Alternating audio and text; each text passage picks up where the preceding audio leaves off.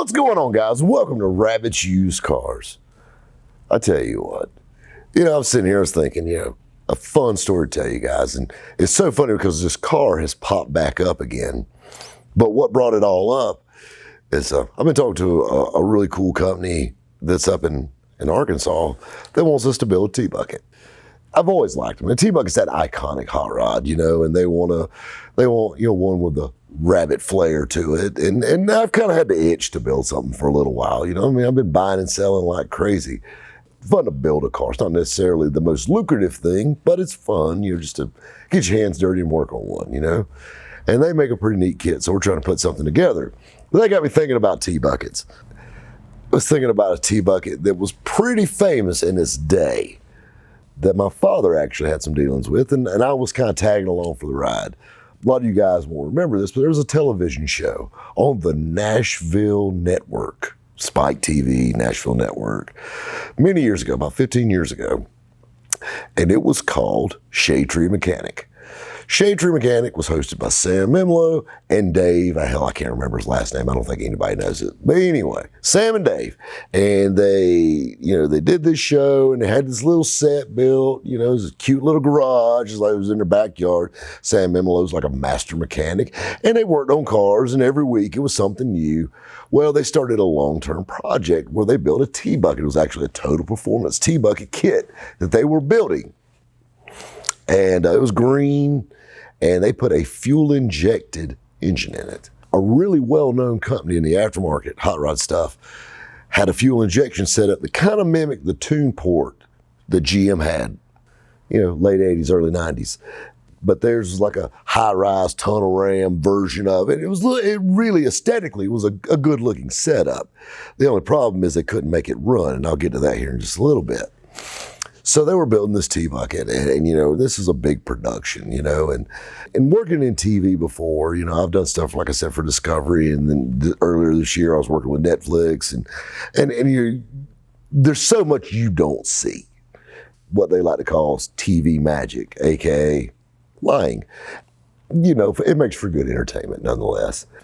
Well, we had a very well-known rod shop here in town.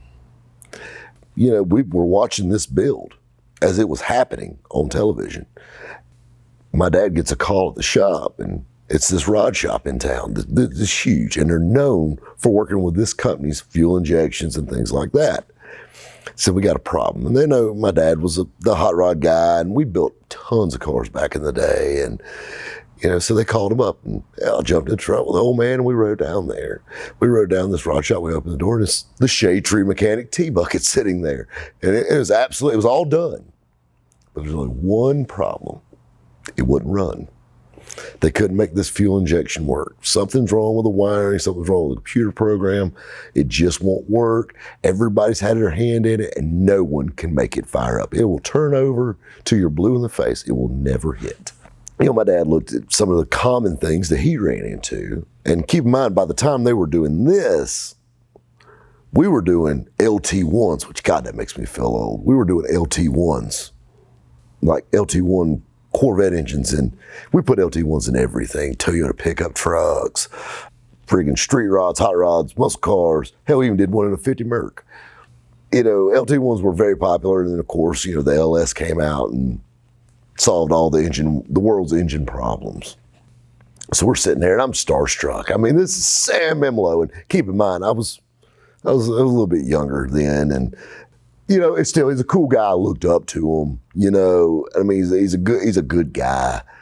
I watched the show, and I watched it with my dad. It's so cool seeing this car in person, and it was really nice and really slick, but this thing wouldn't run at all. It would not crank, and that was the problem, is they filmed all the way up to everything's done and had to talk about how easy it is, plug and play with this company's fuel injection. The only problem was they plugged, but it just won't play. So my dad checked a few things. We checked to make sure the injectors were pulsing and things of that nature, and he had his little Noid lights that you could check that with, and all that was working, but the car still just wouldn't hit. It wouldn't crank. Well, there was one difference between my dad and this rod shop and everybody else that was using this company's fuel injection. My dad refused to use it because the first few he did were absolute nightmares to make run. He worked with a guy that had a small shop in Gadsden, Alabama. And I'll even tell you his name. His name is Dr. David Kelton. That's right, kids. Dr. David Kelton. So I'm going to stop this story to tell you a little bit about Dr. K.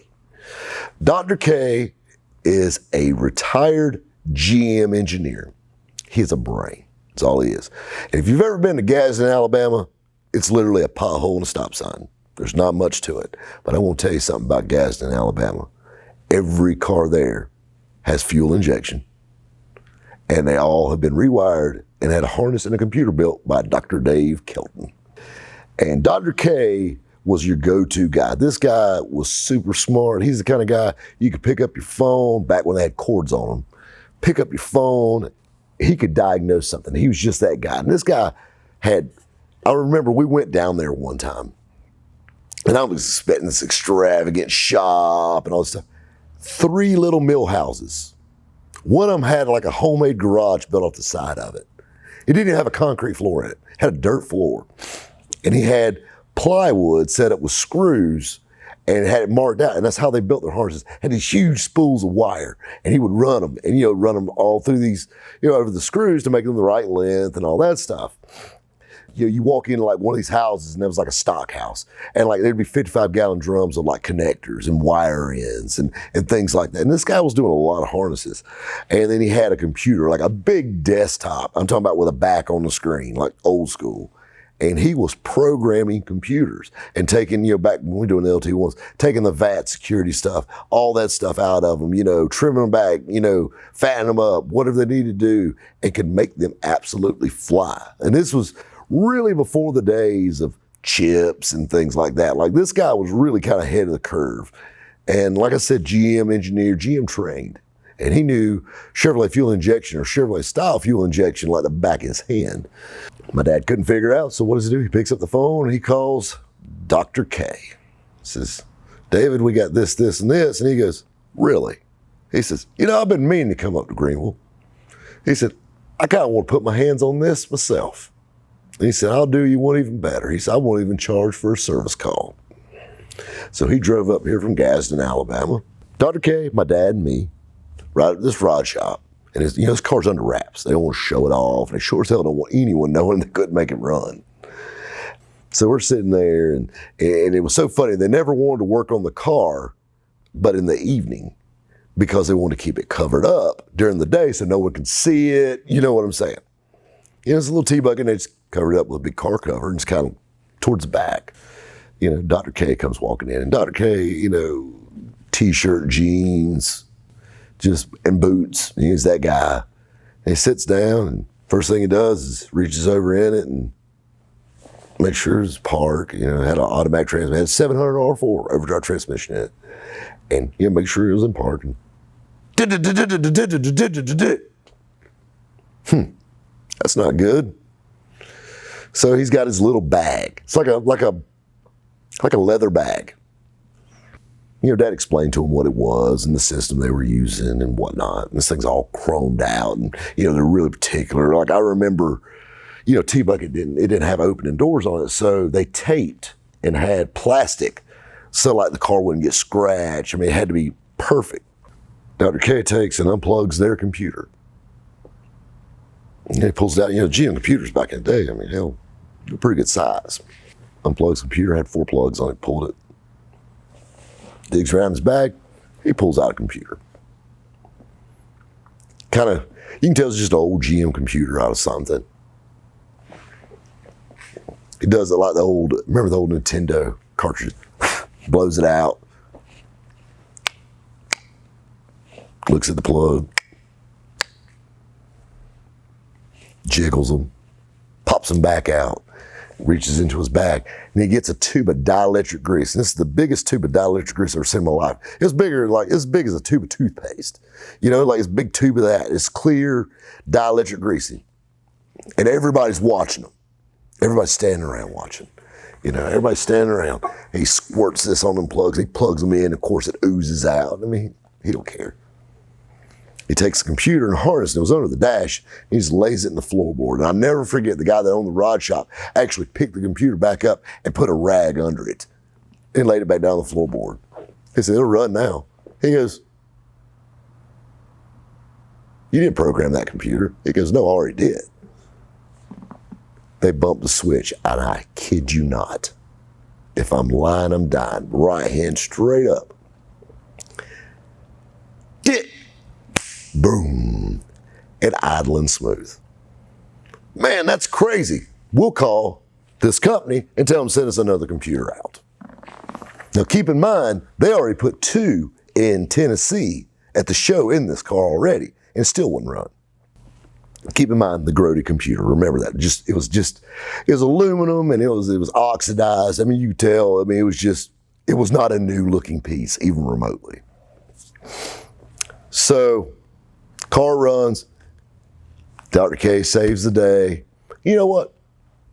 We took him out to dinner that night. We all laughed, told hot rod stories all night.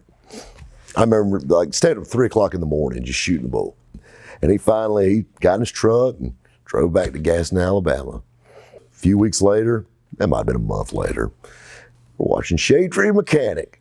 They're talking about this awesome fuel injection system and this crate engine and overdrive transmission and how simple it is to install. It's plug and play, and it's the future and all this stuff. And Sam Memolo, I'll never forget, Dave is standing out front. Sam Memolo leans over and bumps the switch to crank it for the first time.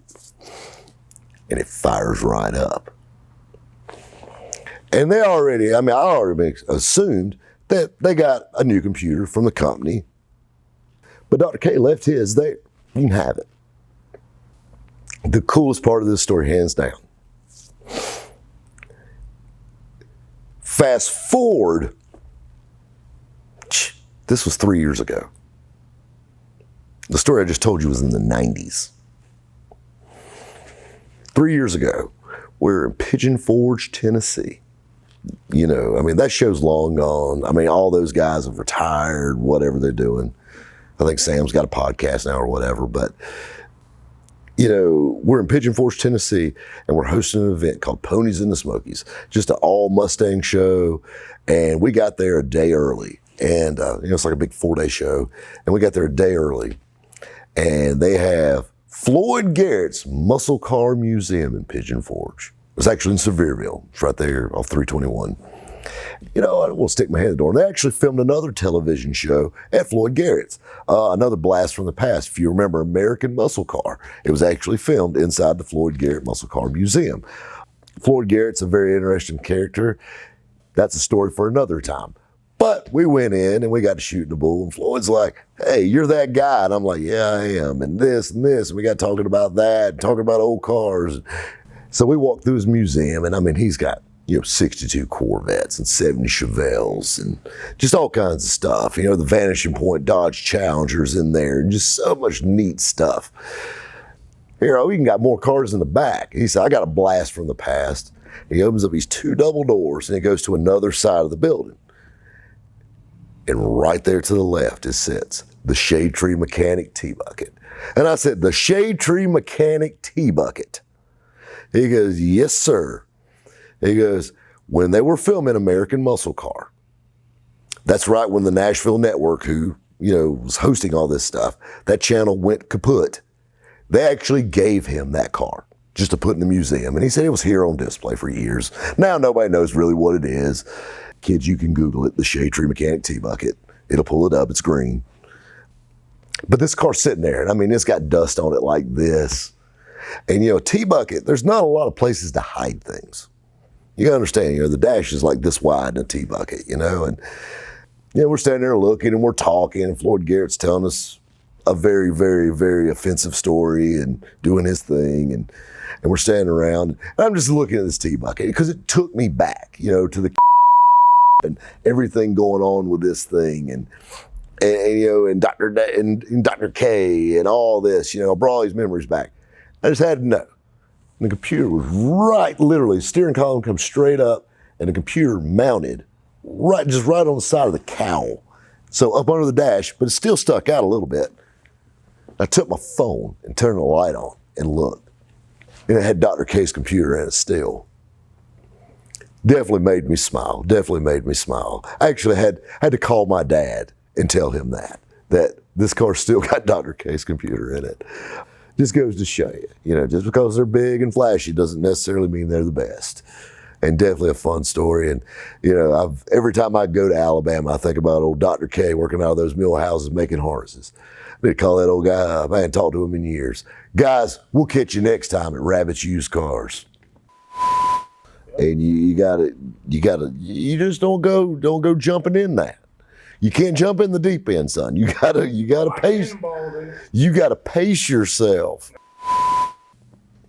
1704. Good. That's a good length too. Got some length to it. Okay, what time is it? All right, good. Because I gotta do a podcast interview. You gotta pace yourself, son. You don't go swing just because you think you play ball don't mean you need to go to the majors. I'm just saying. Let's do a little softball. Maybe a little, double A. A little T-ball. Yeah, maybe some T-ball. Maybe back up, maybe a little slow pitch. You know what I'm saying? Yeah, I mean, you just don't, maybe we'll spend a little time in the minors before we just step up there to the big field. I'm just throwing it out there. Babe. Are you ready? I'm ready, buddy. You ready? I'm ready. What's going on, guys? He walked us through his museum personally. And he goes, I got something. He said, I got something. So we walked through his museum. Where do I get a coffee cup like that? rabbitsusedcars.com.